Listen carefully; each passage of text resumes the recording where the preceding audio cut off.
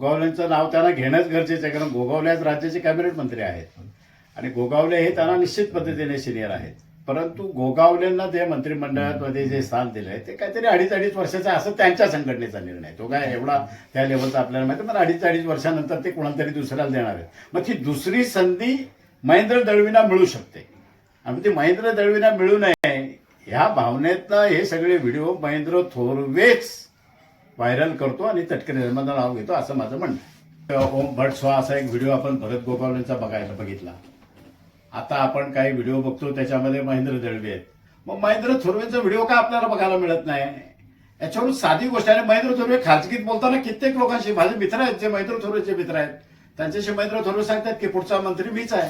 त्यामुळे त्यांना मंत्री व्हायची घाई झाली आहे आणि ते मंत्री व्हायच्या घाईच्या दृष्टिकोनातून हे सगळे व्हिडिओ महेंद्र थोरवेनेच मॅनेज करून पद्धतशीरप्रमाणे पेरणी केलेली आहे आणि ती पेरणी लोकांना समजू नये त्यांनी केल्याचं, त्याचा दोष त्या ठिकाणी त्याच्यावर येऊ नये म्हणून त्यांनी तटकरे साहेबांचं नाव घेण्याचा प्रयत्न केलेला आहे. अहो ती चर्चा होऊ नये म्हणून घडल्या तटकरे साहेबांचं नाव घेतात ना ते तुम्हाला असं बरोबर फिरून टाकतात ना. ती चर्चाच होऊ नये. माझं एकच स्पष्ट म्हणणं आहे की शिवसेनेचे जे आमदार आहेत त्या आमदारांच्या व्हिडिओ कॉल राष्ट्रवादीच्या कार्यकर्त्याला येणारच नाहीत.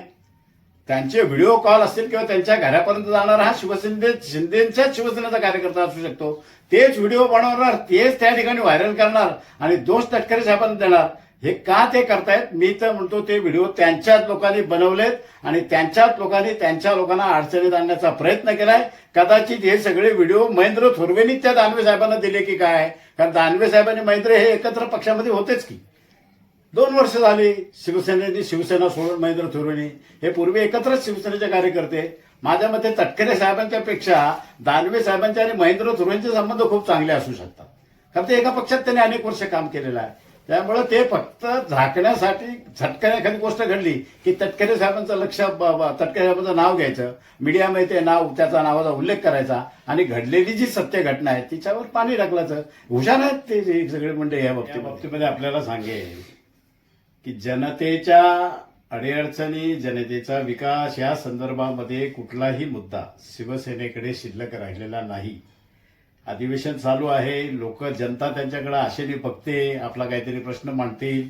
कुठेही साधी चर्चा या रायगड जिल्ह्यातल्या आमदाराकडून आपल्या मतदारसंघाबाबत आपल्याला कुणालाही पाहायला मिळाली नाही. मग हे सगळं झाकून कसं जाईल? त्यामुळे ते काही व्हिडिओ आले आणि त्या व्हिडिओचं जे निमित्त करून केवळ तटकरे साहेबांचं नाव घेऊन यांच्या पोळ्या कशा बांधल्या जातील राजकीय, एवढाच एक धंदा त्याच्यामध्ये आहे. या गोष्टीचा करू तेवढा निषेध कमी आहे. जी काय गोष्ट घडेल त्या ठिकाणी तटकरे साहेबांचं नाव घ्यायचं, तटकरे साहेबांना दोष द्यायचा आणि आपण मोकळे व्हायचं, अशा पद्धतीचा एकमेव कार्यक्रम शिवसेना या रायगड जिल्ह्यामध्ये राबवते हे म्हटलं तर वावगं ठरणार नाही.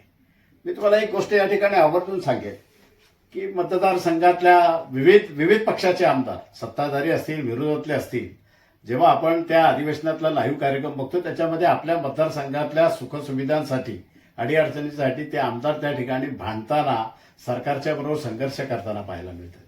परंतु दुर्दैवाने इथला आमदार, या मतदारसंघाचा जाऊ द्या, रायगड जिल्ह्यातला मला आमदार कोणच दिसला नाही की तो त्या ठिकाणी जनतेचे प्रश्न घेऊन त्या सभागृहामध्ये काहीतरी मांडतोय. हे फक्त कागदावर सांगतात असं आमचं विजन आहे, तसं आमचं विजन आहे, हे आम्हाला करायचंय, ते आम्हाला करायचंय. प्रत्यक्ष कृतीमध्ये यांच्याकडे कुठलाही कार्यक्रम नसतो आणि मग हे अपयश झाकण्यासाठी यांना एकमेव जो काय मिळालंय ना, फक्त तटकरे साहेबांचं नाव घ्यायचं, तटकरे साहेबांना दोष द्यायचा आणि आपल्या झालेल्या सगळ्या चुकांच्यावर पांघरून घालायचा हा एकमेव उपक्रम हे लोक राबवत आहेत. मी तुम्हाला कर्जतची गोष्ट या ठिकाणी आवर्जून सांगेन की कर्जतच्या आमदारांच्या बाबतीमध्ये आपण इथं आता कर्जतला एक रेल्वे स्टेशनचं काम चालू आहे. त्याच्यामधून पनवेलसारख्या ठिकाणावर मुंबईपर्यंत जाणारा प्रवास त्या ठिकाणी होणार आहे. त्या ठिकाणी येणारा जो रस्ता आहे, त्या रस्त्याचा जो पूल आहे, तो पूल रेल्वेचा ओव्हरब्रिज जो आहे तो अतिशय अरुंद आहे. कर्जत तालुक्यामध्ये प्रचंड प्रमाणामध्ये ट्रॅफिकचे प्रश्न आहेत. कर्जत तालुक्यामध्ये प्रचंड प्रमाणामध्ये पाऊस असताना पाण्याचे प्रश्न आहेत. कर्जत तालुक्यामध्ये प्रचंड पद्धतीने रस्त्याच्या खड्डेमय रस्ते झाले. असं प्रचंड काम जनतेचं कर्जतमध्ये शिल्लक असताना हा आमदार तिथे शब्द काढत नाही. मग याचं विजन जर बघितलं ना तर त्यांनी त्या ठिकाणी पुलाच्या बरोबर 2 बाजूला येताना, मुंबईकडून कर्जतमध्ये प्रवेश करताना 2 बाजूला कसली तरी शिल्प बनवण्याचा एक उपक्रम त्यांनी राबवला आहे. तो शिल्प बनवताना याचं विजन बघा की शिल्प बनवताना आपण त्या ब्रिजवरून आलो की स्टेशन झाल्यावर उद्या त्या पुलाचं जर रुंदीकरण करायचं असेल तर त्याला जागाच शिल्लक ठेवली नाही. असं विजन घेऊन काम करणारा हा माणूस हा अडाणी माणूस आहे हो. याला शिक्षण नाही, काय नाही, काय नाही. हा अडाणीपणाचा त्याचा कळस आहे आणि फक्त लोकांची फसवणूक करणं, लोकांची दिशाभूल करणं एकमेव कार्यक्रम घेऊन जातो आणि त्याच्यामध्ये यश आलं नाही की जराशी कुठली गोष्ट भेटली की तटकरे साहेबांचं नाव घेतो. मी या गोष्टीमध्ये आवर्जून सांगेन की शासनाने या गोष्टीकडे कधी जर शक्य झालं तर शासनाने याची सखोल चौकशी करावी. या तिन्ही आमदारांच्या मध्ये स्पर्धा आहे. भरत गोगावलेंचं मंत्रिपद महेंद्र थोरवेला मान्यच नाही आणि मग भरत गोगावलेंचे 2.5 वर्ष टर्म संपल्यावर महेंद्र दळवी होतील की काय ही भीती त्या महेंद्रच्या मनात आहे. आणि मग त्या भीतीपोटी ते व्हिडिओ, आता मला सांगा यांचे व्हिडिओ करायला काय राष्ट्रवादीचे कार्यकर्ते त्यांच्या घरापर्यंत जाणार आहे किंवा ते राष्ट्रवादीच्या कार्यकर्त्याला व्हिडिओ कॉल करणार आहेत? हा कुणाला तरी शिंदे गटातल्याच माणसाला केलेला व्हिडिओ कॉल आहे. यांचेच व्हिडिओ हेच लोक आणतायत आणि आरोप मात्र तटकरे साहेबांच्यावर करतायत. या गोष्टीचा करू तेवढा निषेध थोडा आहे. मी आता मगाशीच एक बातमी ऐकली की आदरणीय आमचे नेते अजितदादा यांनी त्या ठिकाणी रायगड जिल्ह्यातल्या या राजकारणावर समझोत्याचा कुठेतरी पाऊल टाकलाय आणि म्हणून मी फार तारतम्य ठेवून या गोष्टी या ठिकाणी बोलतोय. नाहीतर अतिशय त्यांच्यापेक्षा घाणेरड्या भाषेमध्ये आपल्याला त्यांना उत्तर देता येईल. परंतु नेते एका बाजूने एक सामंजस्याची भूमिका घेऊन जर या ठिकाणी काय करत असतील तर आपण त्याच्यामध्ये कुठला खोडा घालायला नको. म्हणून मी त्यांचा कुठेही अगदी वाईट शब्दामध्ये हे करत नाही. परंतु ते या ठिकाणी तटकरे साहेबांच्यावर जाणीवपूर्वक काही चुकीचे आरोप करून काही संबंध नसताना, हितसंबंध नसताना केवळ तटकरे साहेबांचं नाव घेऊन तटकरे साहेबांना दोष देण्याचा जो प्रयत्न ही मंडळी करते त्यांचा निषेध आजच्या या पत्रकार परिषदेच्या माध्यमातून मी करतोय. मी आपल्याला दुसरी गोष्ट आवर्जून एक या ठिकाणी सांगेन की या ठिकाणी जो कार्यक्रम निवडणुकांचा झाला, या निवडणुकांच्या कार्यक्रमामध्ये ते सातत्याने सांगत असतात की उद्धव बाळासाहेब ठाकरे या शिवसेनेबरोबर राष्ट्रवादीने युती केली. मी आपल्याला या गोष्टीचं स्पष्टीकरण देताना एकच गोष्ट सांगेन की स्थानिक स्वराज्य संस्थांच्या निवडणुका ह्या सर्वसामान्य स्तरातल्या कार्यकर्त्याच्या निवडणुका असतात. तर कार्यकर्ता आपल्या प्रभागामध्ये निवडून कसा येईल, मी कसा निवडून येईल, मी कसा नगरसेवक होईल, याच्या आराखडे याचे गोळाबेरीज तो त्या ठिकाणी करत असतो. आणि मग त्याला त्या ठिकाणी सुटेबल जर वाटलं की ह्या पक्षाच्या मित्राची जर मी सोबत घेतली, माझी मदत त्याला, त्याची मदत मला घेतली तर मीही निवडून येईल आणि मग आपल्या पक्षाला मलाही त्या ठिकाणी काम करता येईल. या भावना कार्यकर्त्यांच्या असतात आणि मग कार्यकर्त्यांच्या भावना जर पक्षाचा नेता जतन करणार नसेल तर तो पक्ष उद्या चालणार नाही. कार्यकर्ते बाजूला जातील. कार्यकर्ते टिकले पाहिजेत. कार्यकर्ते नुसते टिकले नाही पाहिजेत तर कार्यकर्त्यांच्या निवडणुका कार्यकर्त्यांनी जिंकल्या पाहिजेत. या शुद्ध भावनेपोटी आम्ही त्या ठिकाणी शिवसेनेबरोबरची आघाडी केली. आता महाराष्ट्रामध्ये जर आपण बघायला गेलो तर मग कागल असेल, चाकण असेल, मग या ठिकाणी नाही का शिंदे गट आणि उद्धव ठाकरेंचं हे एकत्र आले ते चालतं.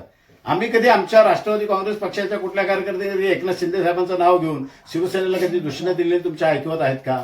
परंतु या ठिकाणी रायगड जिल्ह्यामध्ये उठ सकाळी आणि तटकरे साहेबांचं नाव घे, संध्याकाळ झाली की तटकरे साहेबांचं नाव घे. मी तर म्हणतो तटकरे साहेब देवासारखेच आहेत. त्यांच्या तोंडातून देवाचंच नाव होतंय की काय? त्यांना आता तटकरे साहेब हे देवासारखे वाटतात. लोक नामस्मरण करतात सकाळ संध्याकाळ. तसा या रायगड जिल्ह्यामधल्या शिवसेनेच्या लोकप्रतिनिधी तटकरे साहेबांच्या नावाचा एक उच्चार करून तटकरे साहेबांचा नाम घोष ते करत असतात आणि त्यांना त्या ठिकाणी देवाच्या याच्याने सुबुद्धी यावी की त्याने अजून सुधारावं. 21 तारखेचे निकाल लागतील. 21 तारखेला काय निर्णय लागणार आहे तो जाहीर होणार आहे आणि मग त्या निकालामध्ये यांची काय झाली अवस्था ती कळणार आहे. इथे या ठिकाणी राष्ट्रवादी काँग्रेस पक्षाने कुठेही भांडणं या निवडणुकीत केली नाही. कधी कोणाशी कुठला संघर्ष केला नाही. यांचा संघर्ष आपल्याला पाहायला मिळाला. यांच्या लाठ्या काठ्या, मारझोड, गाड्या फोड, हे कर, हे सगळं बघायला मिळालं. यांचे जे संस्कार आहेत ते बघायला मिळाले. यांच्या चुका झाकण्यासाठी तटकरे साहेबांना दोष देणं हा एकमेव कार्यक्रम इथली शिवसेनेचे लोकप्रतिनिधी राबवतात. मी त्यांचा पुन्हा एकदा जाहीर निषेध करत आहे.